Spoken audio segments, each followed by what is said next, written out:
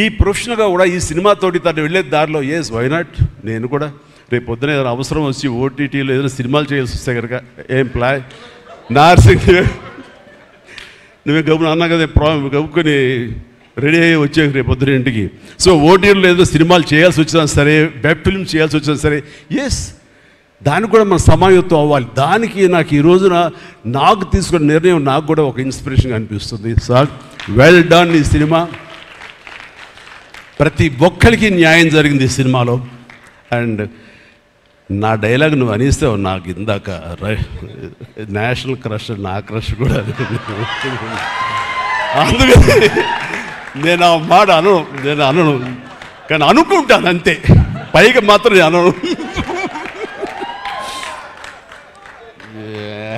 సరే అమ్మా, ఫెంటాస్టిక్ అమ్మా నువ్వు. అండ్ ఇప్పటిగా తన ఫస్ట్ సినిమా హీరోయిన్గా వచ్చినప్పుడు ఆ సినిమాకి ఇలాగే నేను గెస్ట్గా వచ్చాను. ఆ రోజు నుంచి తన్ని అబ్జర్వ్ చేస్తుంటే నటనా పరంగా కానివ్వండి, తన ఇమేజ్ పరంగా కానివ్వండి, day by day film after film ఎక్కడికో వెళ్ళిపోయింది. ఇది నేషనల్ క్రష్ కాదు, ఇంటర్నేషనల్ క్రష్ అయిపోయింది అమ్మాయి. అండ్ గాడ్ బ్లెస్ యూ అమ్మా. నువ్వు ఎంత బాగా పెర్ఫామ్ చేస్తావంటే నేను చూస్తుంటే నీ కళ్ళు తప్ప ఇంకేమైనా అట్రాక్ట్ చేసుకోవు, కళ్ళు ఒకలా చూస్తుంటావు నేను. అండ్ ఆ కళ్ళతో ఏమి పలికిస్తుంది ఎక్స్ప్రెషన్ అంటే ఇంకా అంత ఇంత కాదు.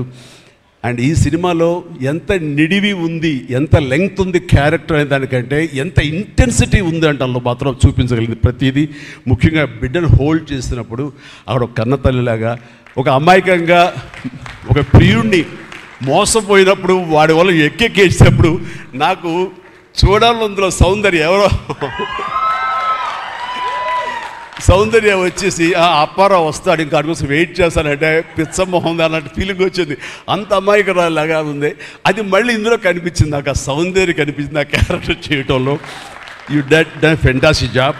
ఆ తర్వాత సీరియస్నెస్గా పెంచుకుంటూ, ఆ తర్వాత దేవాకి సపోర్ట్గా ఉంటూ అండ్ దేవాన్ని ఓన్ చేసుకునే విధంలో మాత్రం నీ ట్రాన్స్ఫర్మేషన్ కానీ నీ characterization well designed and well performed. Fantastic అమ్మా, ఫెంటాస్టిక్. అండ్ ఇంకా మిగతా క్యారెక్టర్స్ అందరూ అన్ని రకాలుగా అన్నీ బాగా చేసినా సరే నిజంగా చెప్తాను,